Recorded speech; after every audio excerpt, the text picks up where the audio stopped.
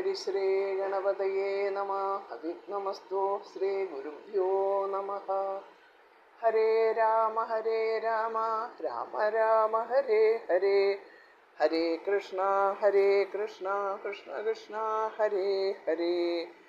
മനോജവം മാരുതതുല്യവേഗം ജിതേന്ദ്രിയം ബുദ്ധിമതാം വരിഷ്ഠം വാതാത്മജം വാനരയൂഥമുഖ്യം ശ്രീരാമദൂതം മനസാ സ്മരാമി. എല്ലാവർക്കും നമസ്കാരം. ശ്രീമദ് വാൽമീകി രാമായണം സുന്ദരകാന്ഡം സപ്തമ സർഗ പുഷ്പകവിമാന ദർശനം. സവേശ്മജാലം ബലവാൻ ദദർശ വ്യാസക്തവൈഡൂര്യ സുവർണജാലം യഥാ മഹത്പ്രാവൃഷിമേഘജാലം വ്യുദ്ഭിനദ്ധം സവിഹംഗജാലം.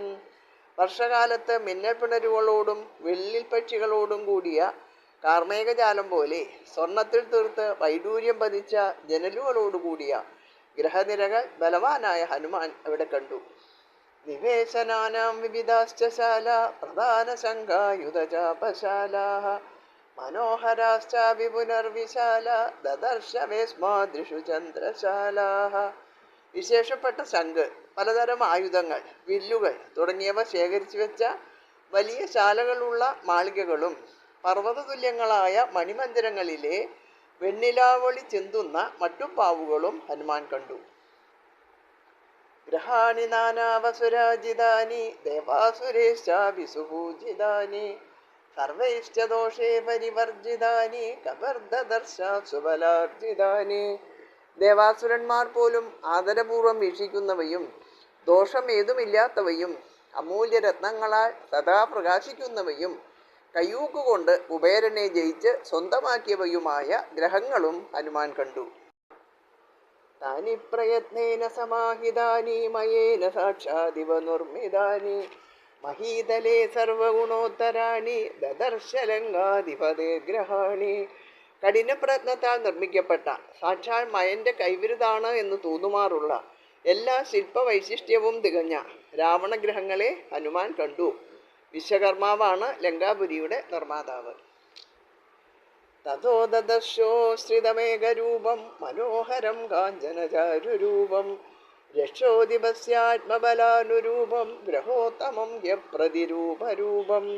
രാക്ഷസരാജാവിൻ്റെ പ്രശസ്തിക്കും പ്രതാപത്തിനും അനുയോജ്യവും അപ്രതിമവുമായ രാവണന്റെ ശ്രേഷ്ഠഗ്രഹം കാഞ്ചനകാന്തിയോടുകൂടി മേഘമണ്ഡലത്തെ സ്പർശിക്കുമാറ് ഉയർന്നു നിൽക്കുന്നത് ഹനുമാൻ കണ്ടു.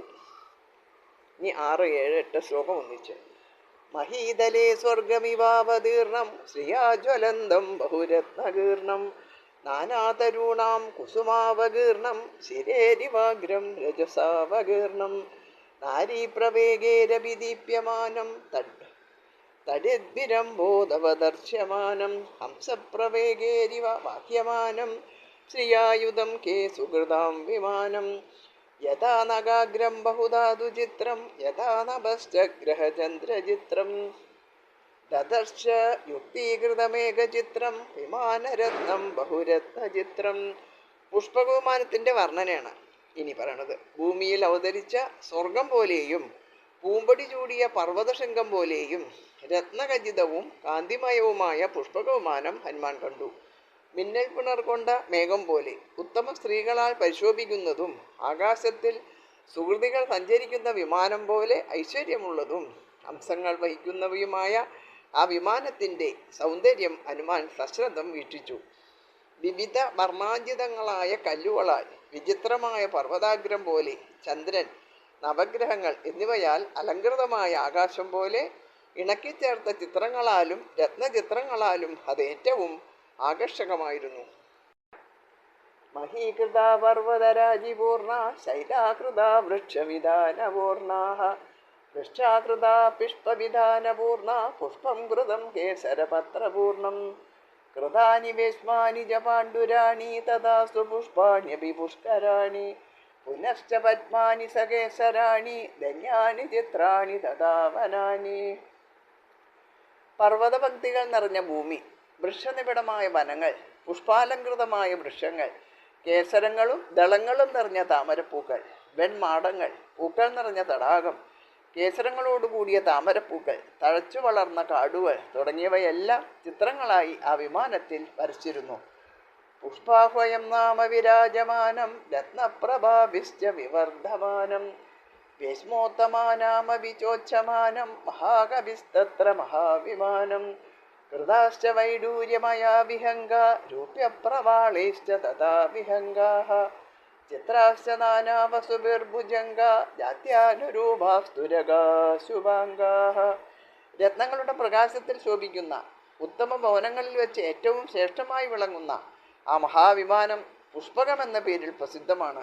അതിൽ വൈഡൂര്യം, വെള്ളി, പവിഴം എന്നിവ കൊണ്ട് ഉണ്ടാക്കപ്പെട്ട പക്ഷികൾ, ശുഭലക്ഷണങ്ങളൊത്ത കുതിരകൾ, വിവിധ രത്നനിർമ്മിതങ്ങളായ പാമ്പുകൾ എന്നിവയും സംയോജിപ്പിച്ചിരുന്നു.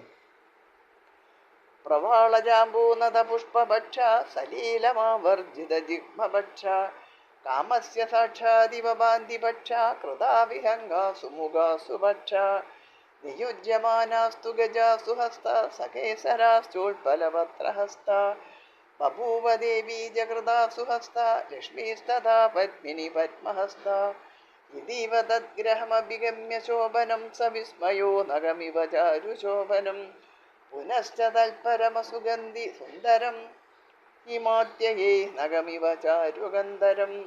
പവിഴം, സ്വർണം എന്നിവ കൊണ്ട് ഉണ്ടാക്കപ്പെട്ടവയും പുഷ്പം പോലെ മൃദുവായ ചിറകുകളോട് കൂടിയവയുമായ പക്ഷികൾ കളിയായി വളഞ്ഞു തൂങ്ങുന്ന ചിറകുകളോടും സുന്ദരമായ മുഖത്തോടും കൂടി കാമൻ്റെ കൂട്ടുകാരെ പോലെ, അതായത് സഹായികളെ പോലെ, സഹായികളായിട്ട് ഇതിൽ വർണ്ണിക്കുകയാണ്, ഇതിൽ വിളങ്ങുന്നു.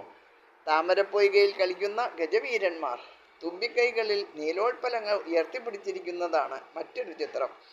താമരപ്പൂക്കൾ കയ്യിൽ പിടിച്ച മംഗളദേവതയായ ലക്ഷ്മി ഭഗവതിയുടെ ചിത്രം മറ്റൊരു ഭാഗത്ത് കാണാം.